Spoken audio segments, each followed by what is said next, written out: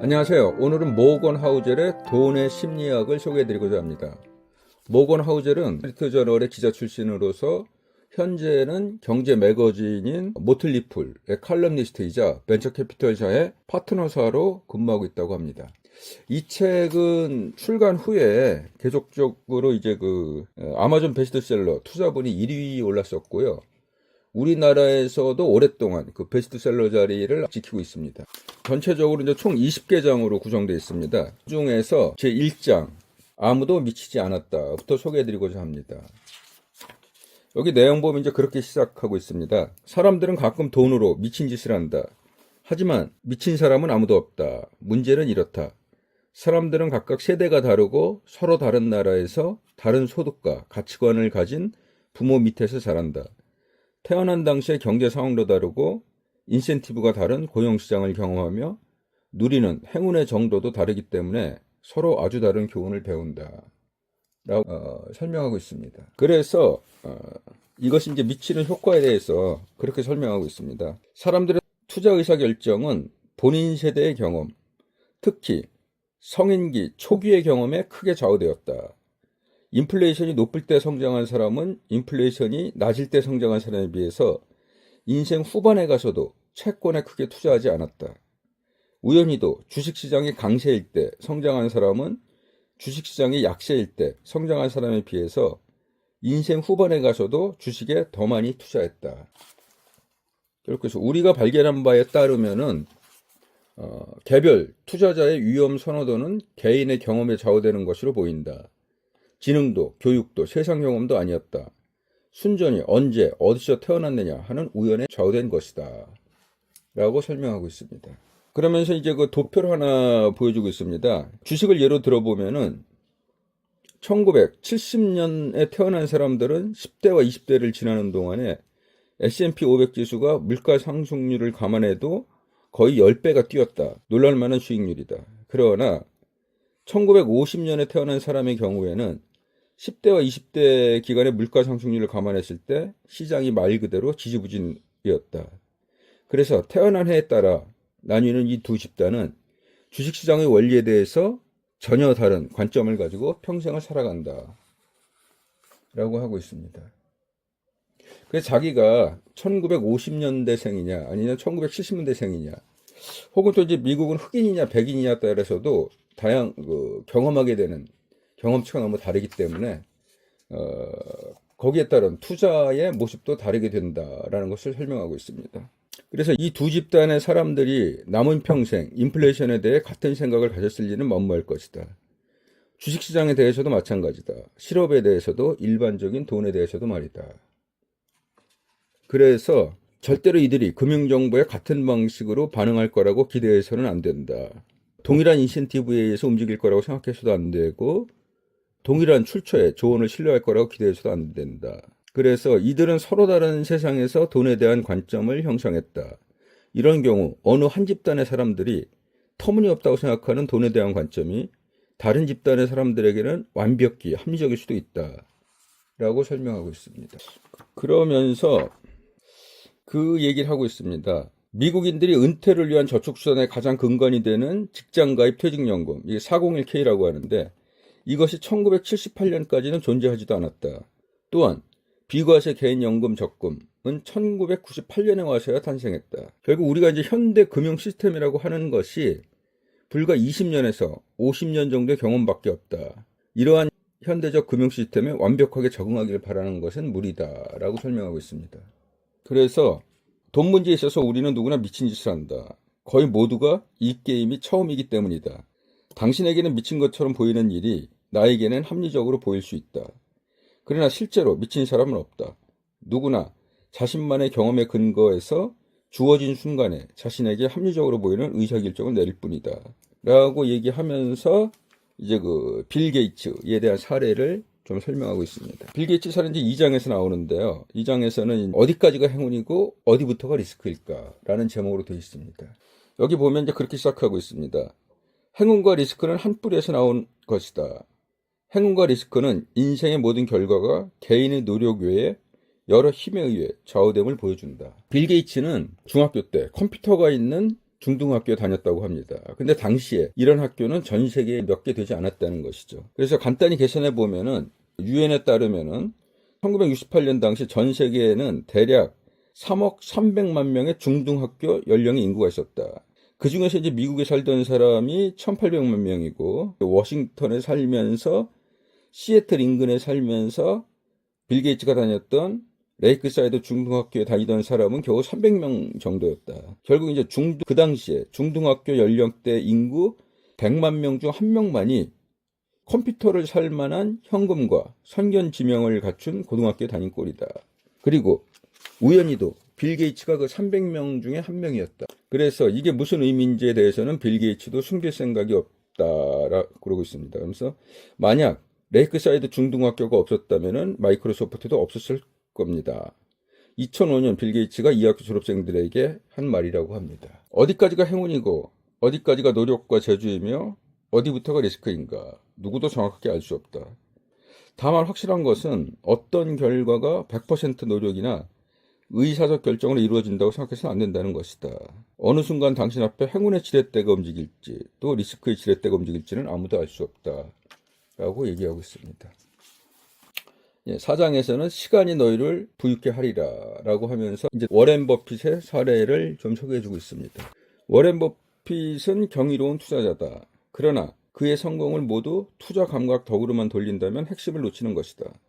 성공의 진짜 열쇠는 그가 무려 75년 동안 경이로운 투자자였다는 점이다. 만약 그가 30대에 투자를 시작해 60대에 은퇴했다면 그의 이름을 들어본 사람이 거의 없을 것이다. 사실상 이제 워렌 버핏의 경제적 성공은 모두 사춘기 시절에 쌓았던 금전적인 바탕하고 노년기까지 사업에서 손을 떼지 않은 덕분이다. 그의 재주는 투자였지만 그의 비밀은 시간이었다. 이것이 바로 복리의 원리다라고 설명하고 있습니다. 그래서 이제 버핏의 성공 요인을 그렇게 설명하고 있습니다. 이 남자는 75년간이나 꾸준히 투자를 해왔다라는 것이 이제 성공 요인의 하나로 이제 보고 있고요. 사람들이 그 최고의 투자 수익률을 올리려고 온갖 노력을 쏟아붓는 것을 비난할 수는 없다. 직관적으로 보면 그게 부자가 되는 최선의 길처럼 보인다. 그러나 반드시 그 최고 수익률을 올리는 것만이 훌륭한 투자인 것은 아니다. 그 이유는 그 최고 수익률은 일회성이어서 반복할 수 없는 경향이 있기 때문이다. 꽤 괜찮은 수익률을 계속해서 올리는 게 더 훌륭한 투자다. 그래서 가능한 최대한 오랫동안 반복적으로 할 수 있는 투자 말이다. 여기서 힘을 발휘하는 것이 복리의 원리다. 그래서 시간과 그 복리의 힘의 중요성에 대해서 좀 설명을 하고 있습니다. 다음 이제 6장을 보겠습니다. 6장은 꼬리가 몸통을 흔든다 라고 얘기하고 있는데요. 금융에서는 롱테일, 즉 결과 분포도에서 가장 멀리 떨어져 있는 끝단이 어마어마한 영향력을 가진다. 몇 안 되는 소수의 사건이 결과의 대부분을 책임지는 것이다 라고 하고 있고요. 월트 디즈니의 사례를 좀 들고 있습니다. 그래서 이제 월트 디즈니 같은 경우는 1930년대 중반까지 디즈니는 400편이 넘는 만화 영화를 제작했는데 대부분 분량이 짧았고 관객들의 사랑은 받았으나 큰 손해를 보았다. 이 모든 것을 바꿔놓은 것이 백설공주와 일곱 난쟁이였다. 1938년 상반기 동안 이 영화가 벌어들인 수입 800만 달러는 회사가 이전에 벌어들인 어떤 수입보다 10배는 큰 금액이었다. 디즈니 스튜디오는 완전히 다른 회사가 됐다. 그래서 이제 크고 돈 되고 유명하고 영향력 있는 것들은 모두 꼬리 사건이라고 부르는 아주 이례적인 사건의 결과다라고 얘기하면서요. 벤처 캐피탈의 사례를 하나 보고 있습니다. 어느 벤처 캐피탈이 50곳에 투자했다면 절반은 실패하고 10곳은 꽤 괜찮은 수익을, 한두 개는 대박이 나서 펀드 수익률이 100%를 견인할 것으로 예상한다. 실질적으로 2004년부터 2014년까지 진행한 2만 1000건 이상의 벤처 투자 사례를 분석했더니 다음과 같았다. 65%는 돈을 잃었다.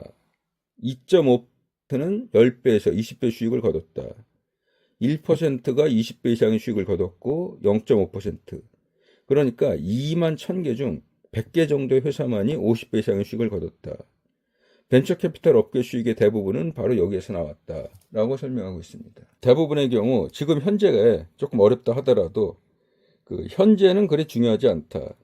당신이 평생 투자를 한다면 당신이 오늘 또는 내일 또는 다음 주에 내리는 의사결정은 별로 중요하지 않다. 정말로 중요한 것은 남들이 모두 미쳐가는 몇 안 되는, 아마 1%도 안 되는 날이 되겠는데 그날에 당신이 어떤 의사결정을 내리는가 하는 점이다 라고 얘기하고 있습니다. 이제 다시 워렌 버핏 얘기를 좀 하고 있습니다. 2013년 버크셔 해서웨이 주주총회에서 워렌 버핏이 말하길 자신은 평생 400곳에서 500곳의 주식을 보유했지만 대부분의 돈을 벌어다 준 곳은 그중 10곳이라고 했다라고 합니다. 이렇게 얘기하면은 이제 마치 한판에 투자가 모든 것을 좌우하는 걸로 생각할 수가 있는데요. 모건 하우젤이 얘기하고 있는 것은 그래서 현지의 실패에 연연하지 말고 장기적 관점에서 꾸준한 투자를 강조하고자 하는 의도입니다. 10장부터 그 내용이 나오고 있습니다. 10장에서는 저축, 세이브 머니에 대해서 얘기하고 있습니다. 부를 쌓는 것은 소득이나 투자 수익률과는 거의 관계가 없다. 이것은 저축률과 관계가 깊다라고 설명하고 있고요.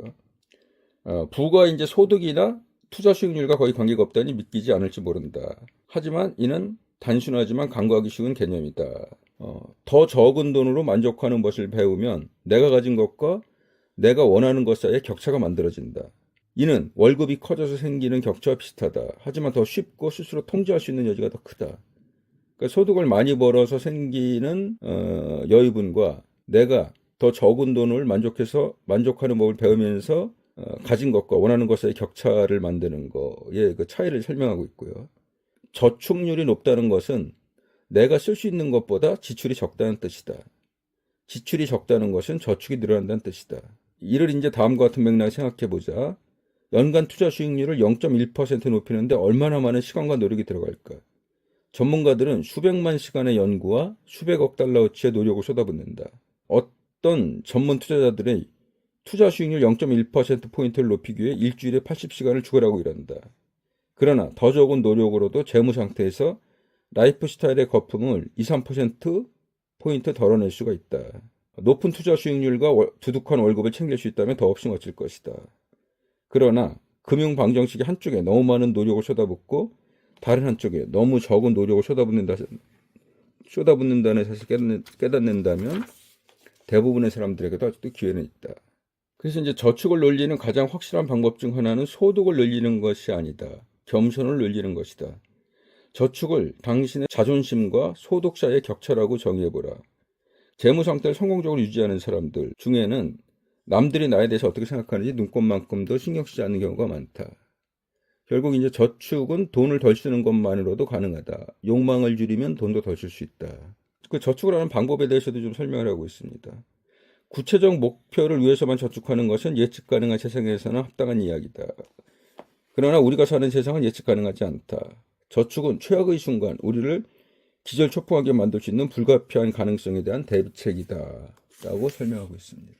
그 저축을 했을 때의 이점에 대해서도 이제 다음과 같이 설명하고 있는데요. 은행에 있는 현금은 우리가 커리어를 바꾸고 싶을 때 또는 일찍 은퇴하고 싶을 때 어떤 걱정으로부터 자유롭고 싶을 때 스스로 자유롭게 선택할 수 있는 여지를 준다. 이는 인생에서 대단한 혜택이다. 그래서 결국 이제 지능 경쟁이 치열하고 많은 능력이 이제 자동화된 세상에서 그 경쟁 우위라는 것은 그런 어떤 지능이나 능력보다는 이런 건 다 이제 자동화된 거죠. 그 경쟁 우위는 복잡한 소프트 스킬 쪽으로 기운다. 그 소프트 스킬이라는 것이 바로 소통 능력, 공감, 그리고 유연성 같은 것이다. 그 저축을 통해서 이제 유연성을 확보할 수 있고 그 유연성이 있다면은 커리어에서도 투자에서도 좋은 기회를 기다릴 수 있다.